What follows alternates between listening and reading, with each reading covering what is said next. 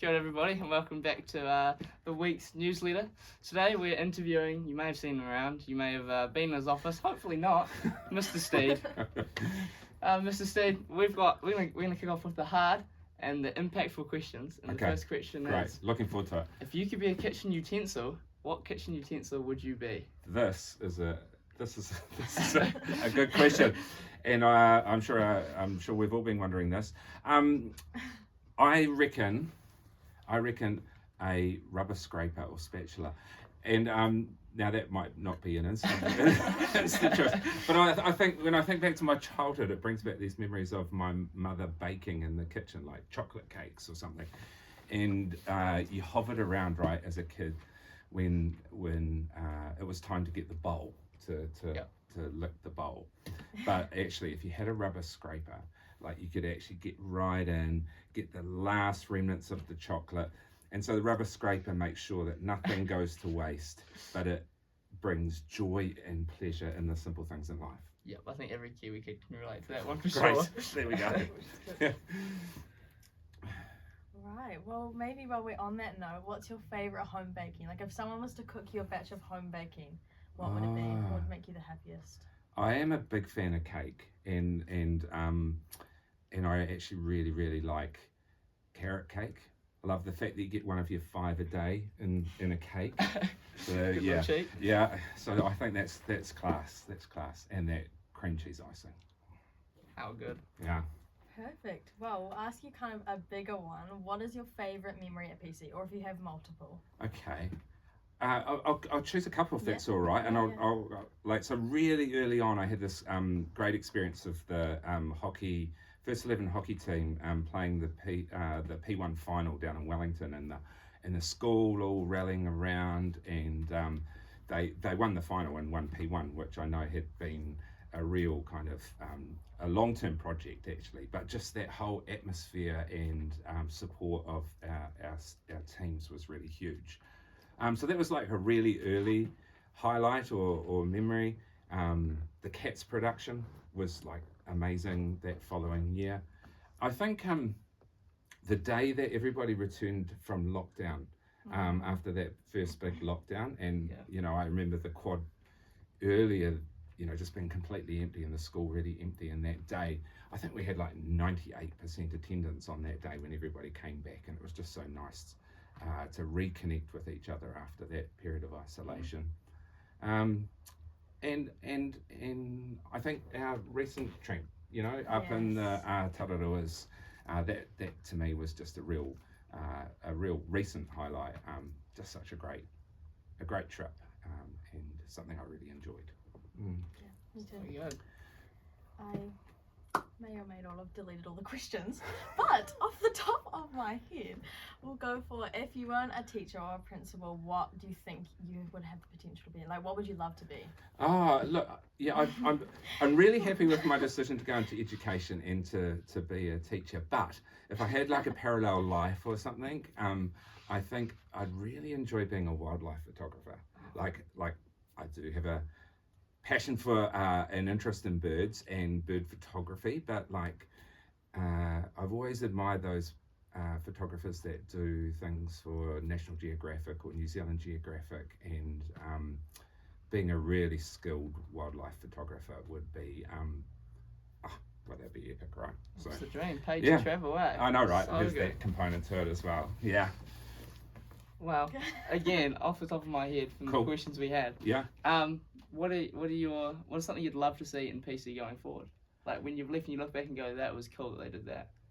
I think okay, so I think when you talked to me about this before, it was this idea of something that if you didn't have a budget, or like there was no limit to the budget. Yeah, absolutely. Because actually I know there's lots of things we need in the school, we need a lot more space and things like that, but put that kind of stuff aside. If it was like a more frivolous sort of thing, I'd really love like an outdoor stage, right, where you could have might be a sound show or something like that, where performances could occur that fed into the square, and it could be like all set up for bands to play, or rock quest bands, or dance performances, or whatever it was. Something that was sheltered but a big open performance space to just enjoy kind of that. Oh yeah, celebrating that sort of stuff happening in the college, and it really just enjoying stuff, right? Oh, that'd be really cool. That's cool. Yeah, that'd be something nice and different as well. Yeah.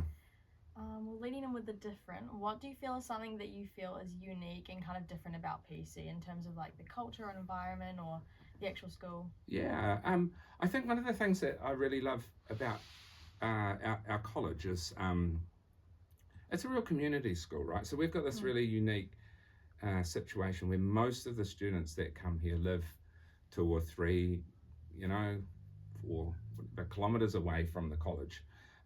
We're quite geographically bound. You've got the coast there, you've got the hills here, and we, like, as a community, we do life together. So our lives intersect, not just at school, but right around our community. We're not got heaps of people commuting in and out. Like, say, if you're some of the colleges in Wellington, there's lots of people jumping on trains to get there.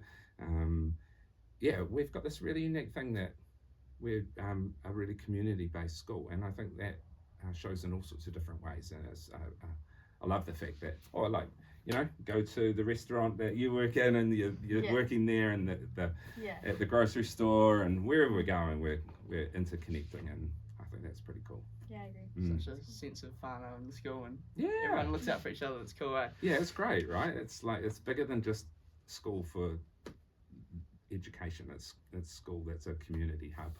Yeah. 100%. So when you leave at the end of this term or next term, what are your plans and ideas? People will probably be aware my partner Kath, or wife Kath, has got a Fulbright scholarship, so we are off to the States in the beginning of July to go live in Philadelphia. She'll be working at Drexel University, looking at how she can develop work integrated learning experiences that cater for the needs of neurodiverse learners. There's a great kind of sort of institute there at Drexel University that really specialise in that sort of area. I am not allowed to work. I am, like, my visa is, I'm a dependent, and not allowed to work. So I'll be looking at kind of ways in which I can take opportunities to do things I haven't really had the chance to do. So looking at some volunteering opportunities, some community-based stuff, and some, hopefully, at this big wildlife ecological reserve. But also I'm kind of keen to do something like creative, like printmaking is something I've always wanted to do. And there's this great, like, printmaking collective there that you can do work with. So that's one of the things I'm looking at, as well as studying a maths paper in statistics. So back to the papers, eh? Yeah, bit of study, love it. bit of study, keep the brain working. Yeah.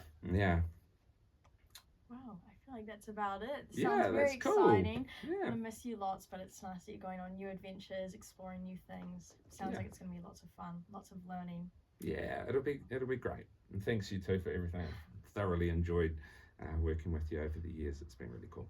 Nice. Work Great. to bad yourself. Yeah. Alrighty. Well, thank you for tuning in, and we will catch you another week. Well, See you later. we will catch Mata mata.